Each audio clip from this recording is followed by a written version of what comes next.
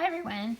In this video we're going to be talking about adding and subtracting fractions, and hopefully you'll remember this from last year, but we're still going to review it because it's still an important topic that we need to make sure you remember how to do. Alright, so the first type of adding fraction problem we're going to look at is when the denominators are like, or when the denominators are the same. And when that happens, then these are the steps we're going to follow. First, you're just going to add the numerators.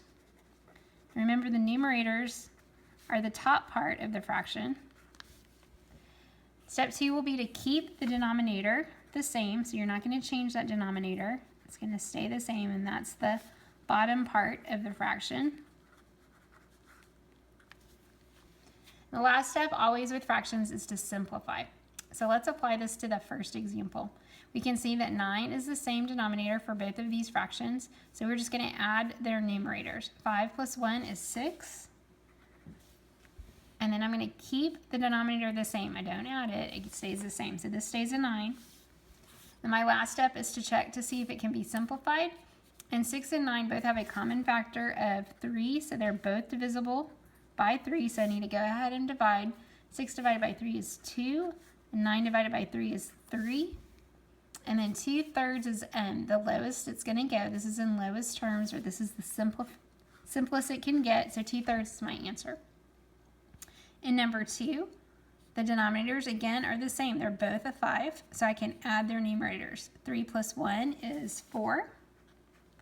The denominator is the same. It stays a 5. And then this fraction cannot be simplified. They're both already as low as they can go.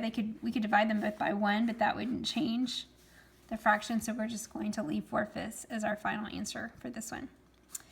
When you're subtracting fractions with like denominators, the steps are exactly the same except that you'll be subtracting. So we're going to go ahead and subtract the numerators. Again, that's the top numbers. You'll keep the denominator. And then the last step will be to simplify. So in the first example, we have an 8 as a denominator. Since it's the same, we can go ahead and subtract. 5 minus 3 is 2. That's our new numerator. Our denominator hasn't changed. It's still an 8. I want to simplify this. These are both divisible by 2, so I'm going to go ahead and do that. 2 divided by 2 is 1. 8 divided by 2 is 4. So 1/4 is my final answer. Number 2, again, the denominators are the same. They're both 12. So I can go ahead and subtract 11 minus 5. That would be 6. Keep the denominator as a 12. These are both even numbers. So again, I can divide in order to simplify this. I could divide them both by 2, but I'm hopefully you know that they're both divisible also by 6. So I'm going to use a slightly bigger number to skip a few steps. 6 divided by 6 is 1. 12 divided by 6 is 2. And then this is as low as that fraction will go. So 1/2 is my answer for this one. All right, so the next type of problem you'll see when you're adding fractions is when the denominators are not the same, or when they are unlike denominators. And for those types of problems, you have to do an extra step at the beginning. So the first step you'll have to do is rewrite the fraction using the least common denominator. Okay, or you may have called this the least common multiple, or LCM. The second step will be to add, just like you did with the like fractions up here, and then as always, the last step is to simplify. So let's apply that here. So we can see we have a problem, 1/6 plus 2/3. These denominators are not the same, so I need to find their least common multiple. All right, so if I was going to list the multiples of 6, I would start with 6, and then 12, and then 18, and so forth. The multiples of 3 would start with 3, and then 6, and then 9, and then 12. So I can see that these two numbers have several multiples in common, but I'm taking the least, so I would start with the 6. I want both of them to be 6. Well, this one is already a 6, so it's not going to change. It's going to stay 1/6. But in order to change this 3 into a 6, I need to multiply it by 2. And if I multiply the denominator by 2, then I also need to multiply the numerator by 2. So my first step is to rename this fraction. All right, so the 1/6 is going to stay the same. I'm going to rewrite that so we can see it. And then over here, I have 2 times 2, that's 4. And 3 times 2 is 6. Now they have the same denominator, and I'm just following the same steps I started with in the earlier problem. 1 plus 4 is 5. I keep the denominator 6. This cannot be simplified, so this is my answer, 5, 6. Let's try it again. In number 2, 5 and 4 are the two denominators, so I need to make these into the same number. I need to figure out what multiple they both have in common. I can do that by listing the multiples of 5. So I could do 5, 10, 15, 20. You can do this in your head if you need to, or able to, but you can also just list them out to the side if you want to. I could do the same thing with 4, or maybe I already know that I can multiply something times 4 and make it 20. I'm just going to write them down just so we can have the practice of doing that. But again, some of this you may be able to skip over if you understand what's going on here. So this would be 4, 8, 12, 16, and then finally I would see that, okay, the first multiple they have in common is 20. So I need to change, this time I have to change both numbers into 20. In order to change a 5 into 20, I need to multiply it by 4. So that means I'm going to multiply the top by 4. I need to change the 4 into 20, so I need to multiply it by 5, which means I need to multiply the 1 by 5 up here. All right, so I'm going to rewrite this problem. I'm going to multiply 3 times 4 and get 12. And now my new denominator is 20. And over here, I'm going to multiply 1 times 5 and get 5. And the new denominator is 20. So now I'm back to like denominators. I'm just going to add their numerators. 12 plus 5 is 17. Keep the 20. And then check to see if it can be simplified. There's nothing I can divide into 17 and 20 besides 1. So this is my answer. Subtraction, basically same steps. You need to rewrite the fraction using the least common denominator. Subtract as you would, as we did up here with like fractions, and then simplify. So if I look at the first problem, the denominators are 8 and 4. Those are not the same, so I need to change one of them or both of them. The multiples of 8 are 8, 16, 24, 8 times 1, 8 times 2, 8 times 3. That's what I'm doing there. Then I would do the same thing with 4, 4, 8, and then you can stop once you can see that they have one in common. So these are both able to be 8. The first one's already an 8, so it doesn't need to change. I do need to change the 4 into an 8. I know that 4 times 2 is 8, so I also need to multiply that times the top. So my new problem, if I rewrite it, is 5 eighths minus 2 eighths. Then I'm going to go ahead and subtract now. 5 minus 2 is 3. The 8 stays the same. My answer is 3 eighths. In problem 2, the denominators are 3 and 2. So in order to find a common denominator, if you need to, list their multiples. Multiples of 3 are 3, 6, 9. The multiples of 2 are 2, 4, 6. I can see that 6 is the earliest or the least common multiple that they have. So in order to change a 3 to a 6, I have to multiply it by 2. That means I multiply the top number by 2 as well. To change the 2 into 6, I need to multiply it times 3. So I'm also going to multiply that 1 times 3. So now I have 2 times 2 is 4, 3 times 2 is 6, minus 1 times 3 is 3, 2 times 3 is 6. I have like denominators now. I can finish this up by subtracting. 4 minus 3 is 1. The denominator is the same, and then this will not simplify, so my answer is 1/6. The third type of problem you're going to see with adding fractions is when you have mixed numbers. And when that happens, there's an extra step you need to take. The first thing we're going to do with mixed numbers is rewrite them with improper fractions. Instead of using the mixed numbers, we're going to go ahead and change them to improper. Then we'll follow the steps we used before. We'll find the least common denominator. We'll add like we did with a like fraction, and then we'll simplify. All right, so this is what I'm talking about, mixed numbers. That's when you have a whole number and a fraction next to it. My first step is to use improper fractions. So in order to do that, I have to use Texas or around the world, however you learned it. But I'm going to multiply first. 5 times 5 is 25, and add the 1. That gives me 26. Then my denominator is still 5. Okay, for the second one, I do the same thing, going this way. So first I multiply. 10 times 2 is 20. Add the 3 is 23 over 10. If you've forgotten how to change a mixed number into an improper fraction, there's a video about that. Go back and watch it. All right, so I still have the problem. of these being unlike denominators, so I need to change them so that they're the same. If I start with the multiples of 5, I could list them as 5, 10, and then I can see that this is already a 10. So really, I just need to change this to a 10. I'm going to multiply it by 2, which means I multiply the 26 by 2. All right, my new problem, 26 times 2. If you don't know what that is, multiply it. 6 times 2 is 12. Carry your 1. 2 times 2 is 4 plus 1 is 5. So that gives me 52 over 10 plus 23 over 10. Now they're the same, but I need to add. So 52 plus 23 is going to be 75.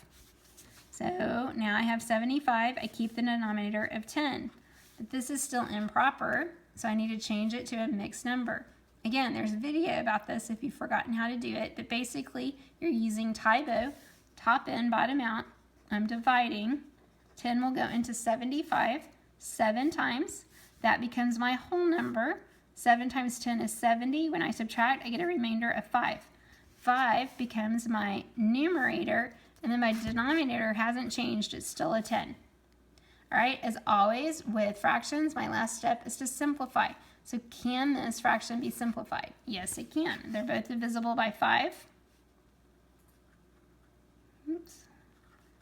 So this becomes, well, first I'm going to rewrite the whole number, and then 5 divided by 5 is 1, 10 divided by 5 is 2, and then that is my final answer. All right, let's try that again.